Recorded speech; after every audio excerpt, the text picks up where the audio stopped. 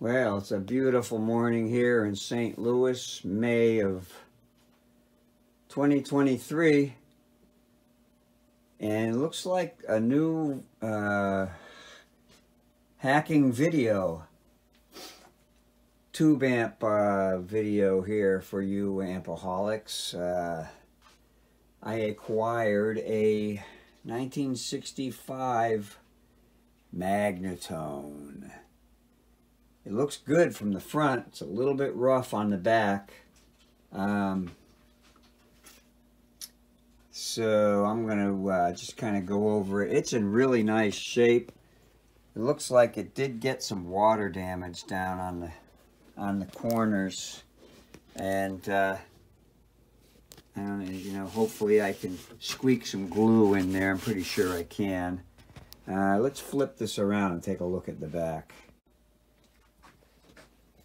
At first glance, it looks pretty good, but when I get in here, let me see, I get a light going in here. When I get in here,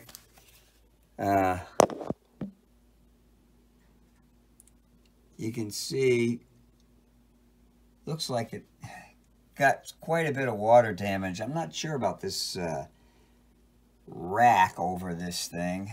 There's the reverb unit down there. It looks pretty sad and rusty. There's a dead tube, judging from the milkiness, lurking in the corner there. And I'm super glad to say that it's got the original UL approved non-polarized AC cord, and let's pop the back off and just take a quick look in here. Well, at first glance, it looks, there's a lot of spider webs in there. It looks pretty unmolested. There definitely is some spider webbage going on there, but, and be still my heart, because there is some Bugle Boy tubes in there. Quite a bit of spider webbing, and unfortunately this speaker looks compromised. Looks like someone, that's a Utah speaker from 1965. Looks like someone used the ubiquitous duct tape here. I think this speaker maybe has seen better days. Let's see. Yeah, looks like someone just ran out of solder or something. Hopefully, yeah, that speaker looks like it got Rust-Oleumed, because this thing I think probably got rusty. But it looks like they did tape over the numbers when they painted it. So that was thoughtful. Yeah, and so, okay, it's unmolested, so let me get this apart and start molesting it. All right. Okay, well, there it is, out of the cabinet and ready to be molested. Look at it real close here. A lot of spiders here, but no rodent chewing. No evidence of rodent chewing. I'm gonna have to look closer. There's quite a bit of corrosion on these contacts here. Got my work cut out for me. That's a cool little cap right there. Again, got my work cut out for me here. These are all these electrolytics. Gotta go. Sorry. Nice heavy 10-watt resistors there, the dropping resistors. And yeah, pretty evil, but not too bad actually. Let me flip it over and take a look underside. All right, pretty nice underneath. Still some poor dead arachnid type of spiders. That's a really nice stout power transformer there. And kind of a little not so stout, but decent output transformer. And look at that, it's a 6065. 606, 1965. I can't quite see that because there's some schmutz on there. Looks like a little bit. I hope that wax isn't shot and melted. And then we got our little puny little reverb transformer. Oh boy. Okay, I'm gonna label these tube sockets just for giggles. This is where the 12AT came, or sorry, the AU came out. And you can see that. Nice little bugle boy. It's gonna be a little delay for me to test these because I'm waiting on a meter for my tube tester. Anyways, onward. All right, I got this Utah speaker out of here, and it's thrashed. Looks like somebody did a really nice repair there with nail polish. These speakers are, you know, 25 to 50 bucks on eBay. So I am going to round file this sucker. You know, it's got that warped cone there, and I'm not going to try and undo that repair. And it's going to cost me about $100 to recone this thing for dubious sound quality. So I think I'm going to put a brand new 50 watt Celestion in there for less money, free. Okay. This reverb tank may still work. I don't know. Got this out. It's pretty rough, but inside, aside from the spider webs, it might actually function. I'm going to have to, unfortunately, I don't know if I can decipher the number. It's a Gibbs, and I might have some Gibbs in my stash.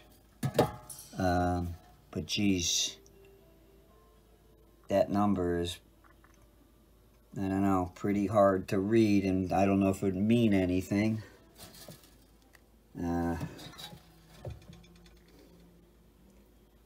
Hopefully I can get a suitable replacement for a reasonable price out of my stash. Free.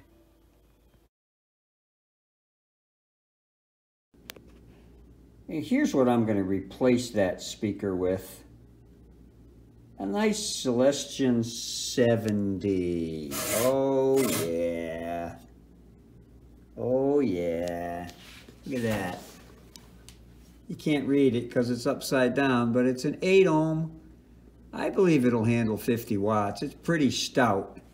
We'll have to see what it sounds like at any rate. Here's what I'm going to do at the urging of my good friend Bill Odell. I just hunted down some known good tubes, and I'm just going to, well, a couple of little things. I'm going to fix this broken reverb wire. Put that new Celestion speaker in there, and just slowly turn it up on my Variac and just see what it does. See if it does anything, and see what it does. So I'm gonna just do a little bit of you know, I'm even gonna try that ratty old reverb tank in there, just see which way is where and all that, and then I'll know from there what I need to do. I already know what I need to do, but I just want to try this and see exactly how bad it is. All right, stay tuned. Okay, so I got the this rusty old reverb tank hooked up. I've got my current limiter plugged in. I've got my my signal generator. I've got my speaker hooked up. And now I'm gonna just crank a little juice in there. I got all the tubes plugged in. I'm turning my variac on and seeing if we have any life here. It's turned very low right now. The voltage going in. It's at about 30 volts, and I got no life at all. So let me crank it up to about 60. And I got a little bit of blinking on this indicator light. So there is some life. No smoke or anything, so let's crank it up to about 80 or 90. There, that's 90. Like, got a little glow from the tubes.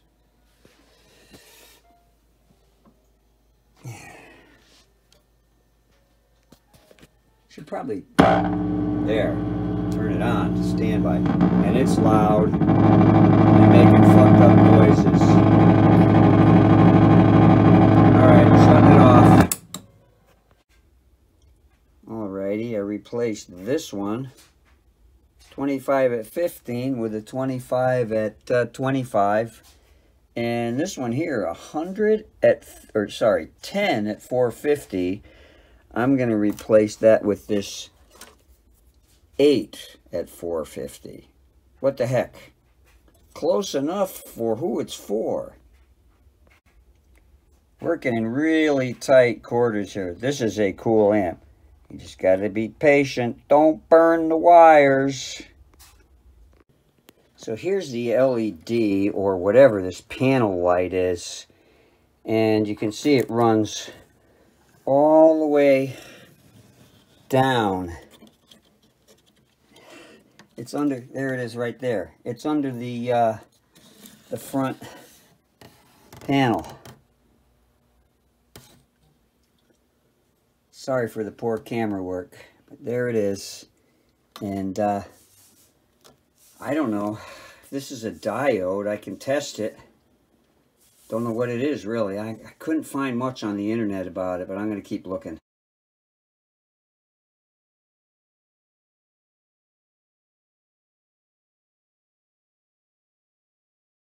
Okay, on to the next little gremlin. This 25 at 25's got to go, and I'm putting in a 25 at 50. Just for gits and shiggles. Did you know you can read diodes with a multimeter? That's a diode symbol.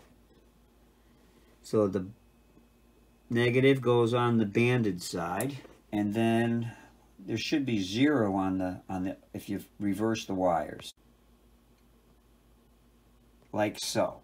Therefore, I'm going to test all of these diodes, and I'm also going to just check this out and see if this is an LED, this right here. If this is an LED, it should read something one way and not the other way if it's functioning correctly. Okay, so I rewired this on-off switch here. So on this amplifier, standby, unlike a Fender, standby doesn't turn off the electrolytic reservoir caps. What it does instead is it turns off the plates to these 2 power tubes. Keeps the heaters going. And yeah, so I got a ground. I got rid of this hum 1, hum 2 nonsense, so they both go to the same place, using the same original switch here. So it should work like on, then standby, and then hum 1 or hum 2 will be on. Alright, so I'm going to fire it up now.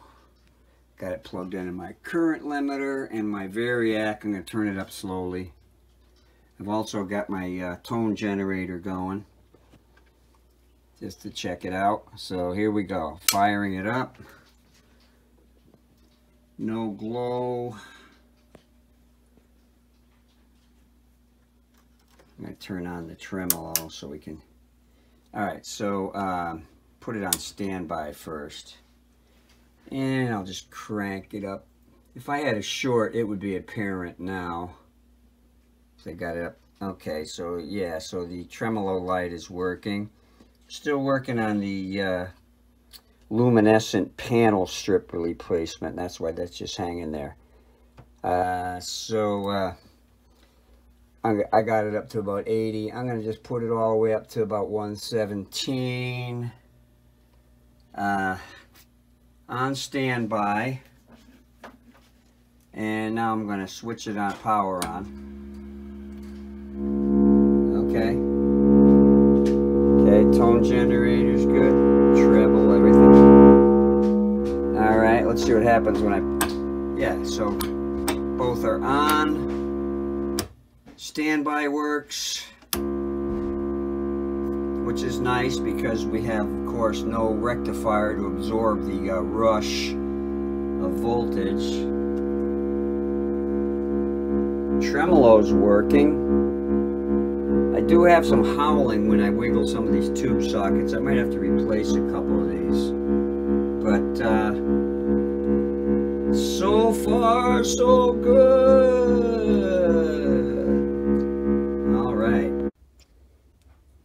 Alright, so I removed this rat's nest of wiring here and put a proper jack in there for the speaker, and cleaned all the tube sockets. Seems to have helped with the crazy howling and noise, and it's just not as loud as I think it should be. I haven't checked the bias or voltages yet, so that's going to be the next thing I'm going to do, is just get around in there and measure all the voltages and make sure everything's up to snuff. Alrighty. When I got home today, there was a mysterious package waiting. Oh, wait a minute. I don't want to show off my my address, because there's unconscionable weirdos out there. Anyways, it's from Adafruit Industries, and it's not a fruit. So, it is... I was expecting this, so I know what it is. It is a... drum roll. An aqua electroluminescent EL tape strip to the tune of 100 centimeters. I paid a good price for this. It was only about 15 bucks. Alrighty. So that's going to replace the burned out strip in that Magnatone. So let's hope this works the way they claim it does. Okay, I got these photoluminescent strip, or whatever you call it, electro-photoluminescent strip, just tacked in real quick. It's pretty cool. I mean, I just hacked the end off. They said you just hacked it in half, and look at that, would you? The dimmer, it does work, the dimmer. You can't really see it. It's not like super different, but it's good enough for who it's for. And here's the luminescent strip nestled on the faceplate, or sorry, the front of the chassis. We pronounce words the way they look in St. Louis. Chassis.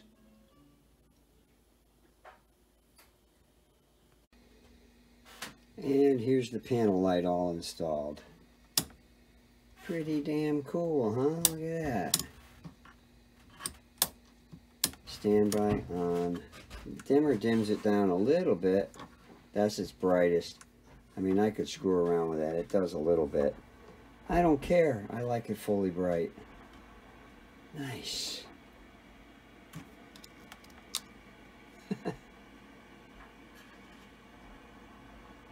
It's Spee.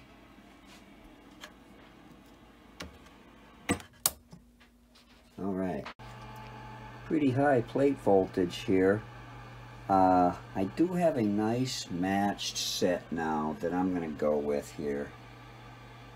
Alrighty. It was even higher before. I'm not sure what's going on. I mean, I was recording up over 500. Now I got a nice, you know, I want to see 9 or 10 watts out of these tubes here. So I'm gonna go with those right now. They're putting out 9 watts, which is the top end. Voltage is a little high. I'm gonna go and check the power supply voltages, see if I can knock that down a little bit. Alrighty. So I took the guts out of the old Gibbs reverb tank, and I put it in this new reverb tank. It wasn't working for a while, and there were no numbers to read, so I couldn't tell if it was supposed to be grounded or not. But when I grounded this input here, the reverb worked great. So I'm gonna run a wire over here. Look at this soldering iron that I got at a junk shop. I mean, this is I paid $6 for this. It works beautifully. It's UL approved, so how could it not? And it's got this cool, this thing is in great shape. I mean, it's just been sitting around. The wire is perfect. There's no cuts or breaks or anything. It's just beautiful. So I'm letting this heat up. And then, you know, I jumpered a ground here just to experiment, and lo and behold, it worked. These are the original guts in here. It's a Gibbs in an Accutronics case. I just transferred it over here. So yeah, because that other one was so rusty, man.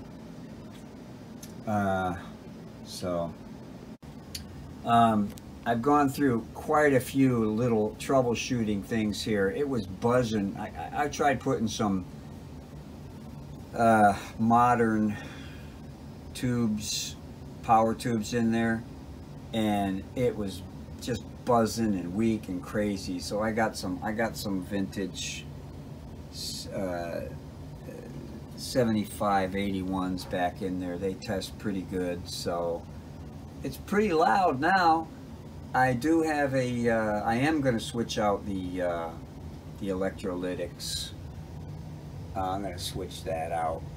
I got a Mojo Tone can coming, and it's $9, $11 with the clamp. So I'm going to switch that out because I know that's just on its way. So all right, it's getting close. And here's a little lesson: not all reverb tanks are the same. Some are grounded.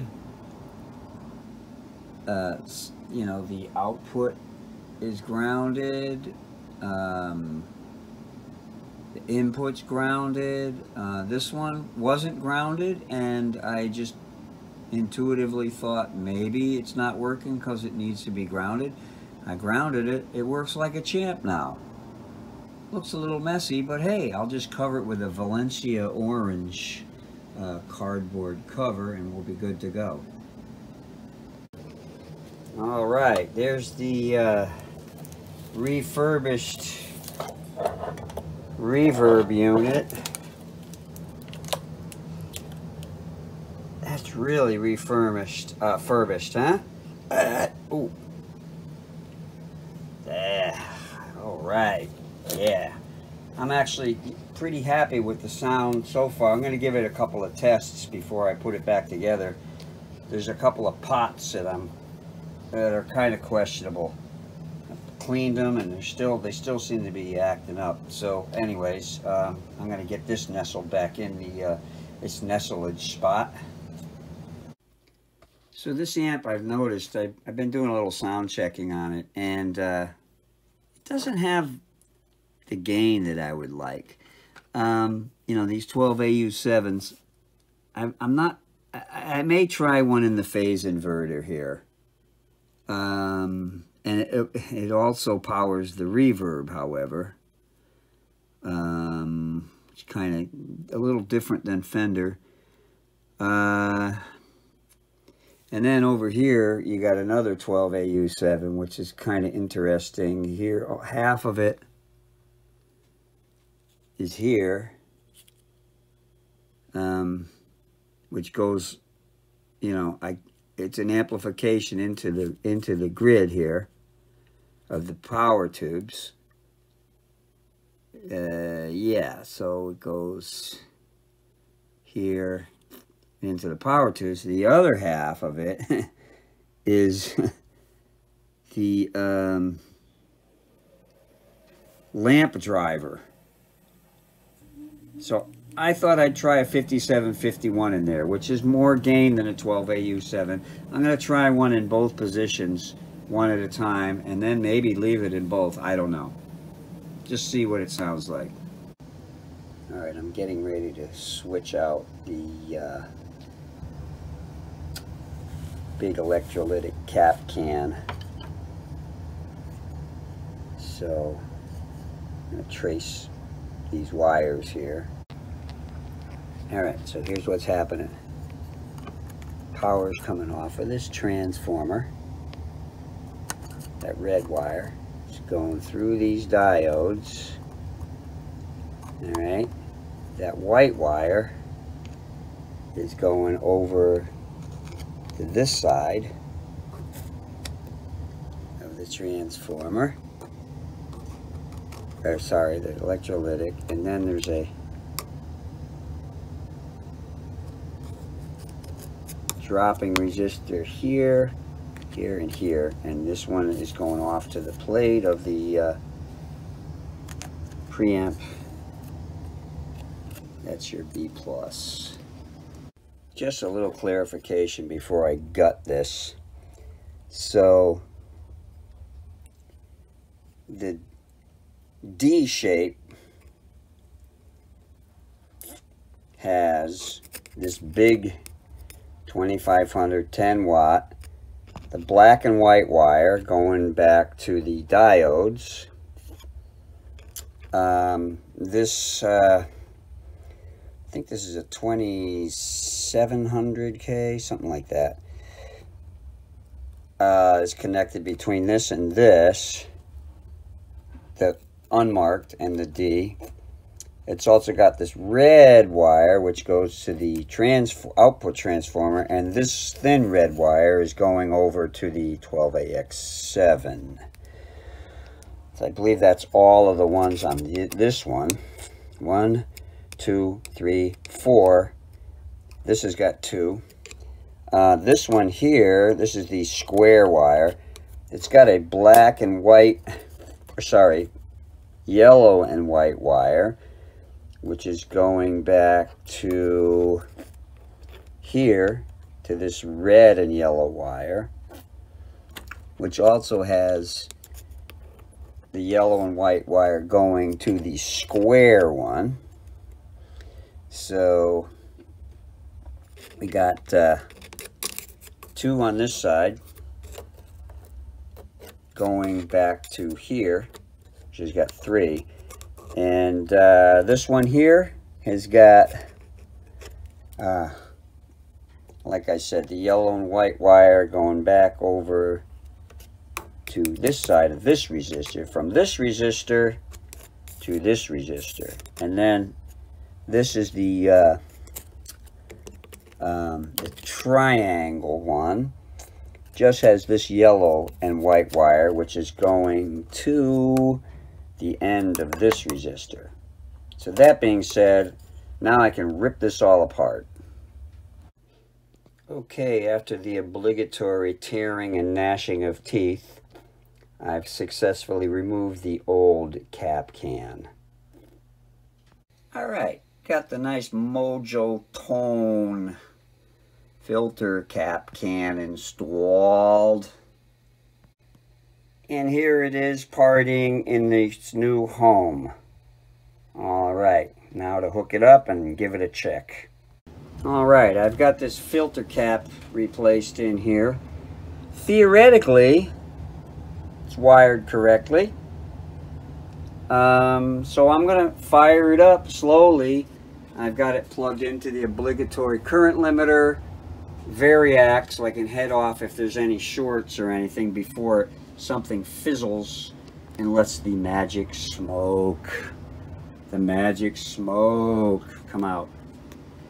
Oh, by the way, I've been saving the solder that I sucked out of there, and I'm going to be selling it on Reverb as some 1964 vintage solder. Alright, here we go. Turning this on. It's on 0 volts. No glow! What? Alright, let's turn it up to about 30 volts and see what happens. Nothing. Ah. I'm going to turn this light off here so you can see better. Okay. Wow, it's already lit up a little bit. The front panel. So, nothing.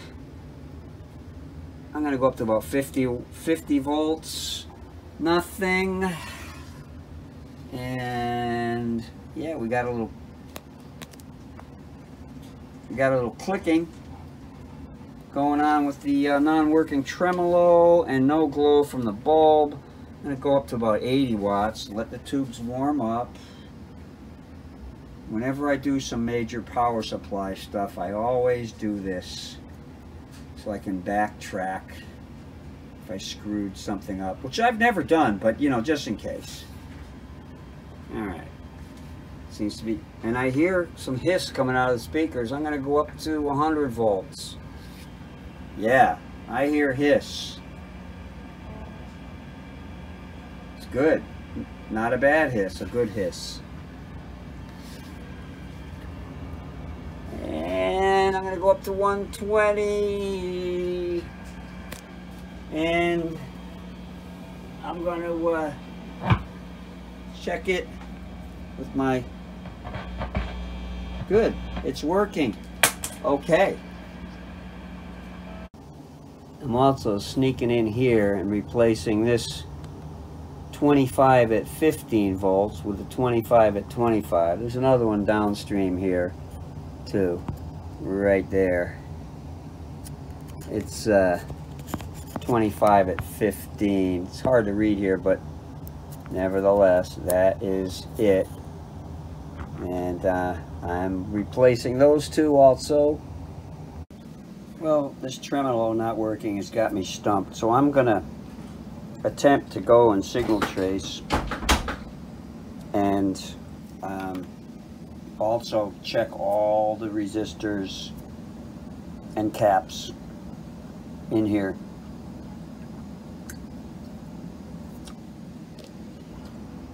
First one up that looks a little out of whack is that right there.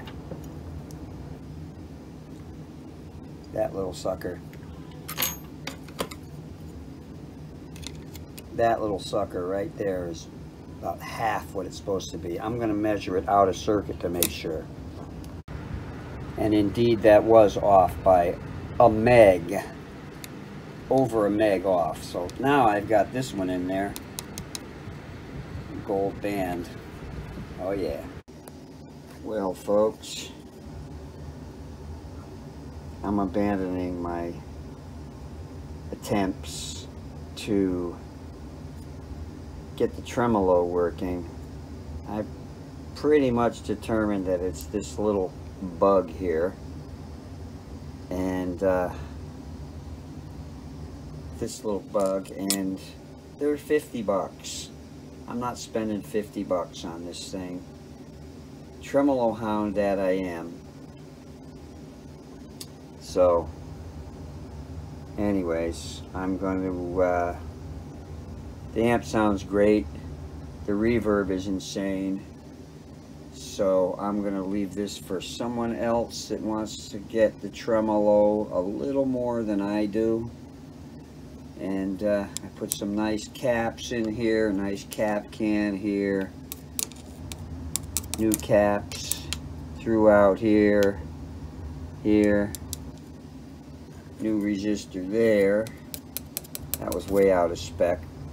There were several spots where I replaced resistors that were drifted way out.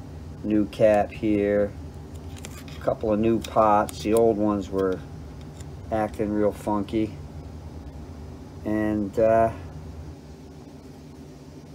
course the new backlight, which is really cool, and the new reverb unit, pardon me.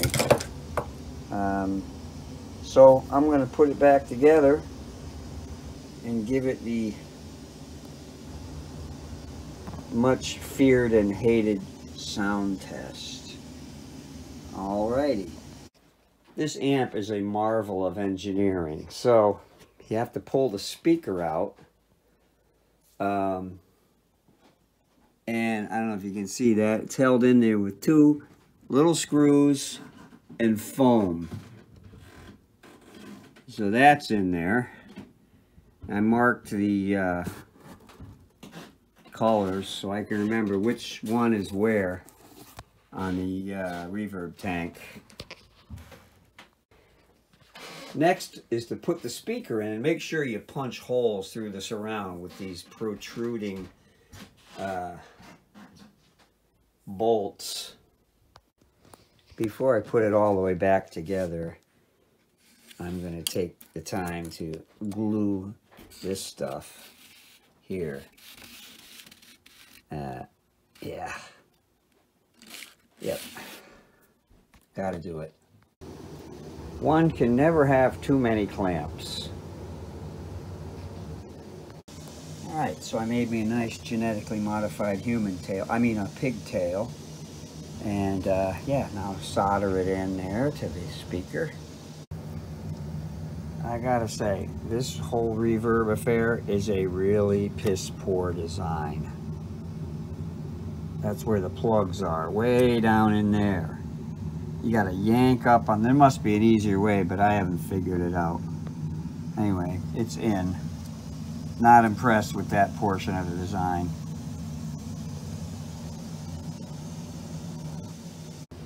All right, got it all buttoned up. Time for the sound check.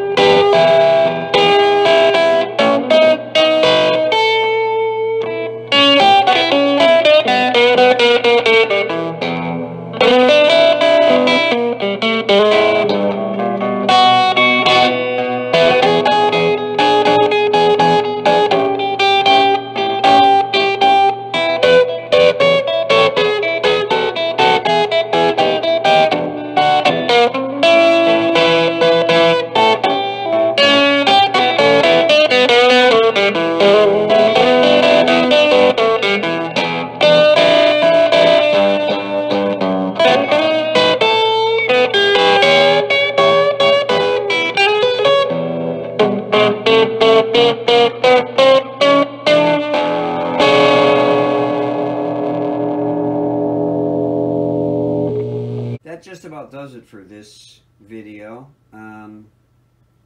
Hope you enjoyed what you saw, and thanks for watching. Hope this helps.